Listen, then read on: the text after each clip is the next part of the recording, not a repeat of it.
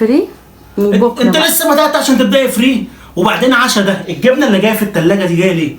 مش المفروض دي للعشاء؟ ما نفسي ما راحتش للجبنه يا عمرو. فراحت نفسي للكبده موعت من الكبده كده والبطاطس. يبقى ابني لو خسيتي كيلو انت هتقعد تسممني اللقمه. والحاجه اللي بعتها لي تقولي لي هتجيبها من بره. ما انت لا هاتها وهبتدي من اول. والله ما هجيب حاجه. ليه يا عم؟ والله خلصت. انت مش المفروض تشجعني؟ انت ما اشجعك فين؟ الساعه 3 عمالي كبده وسجق وتقولي لي طب وايه شجعني. يعني؟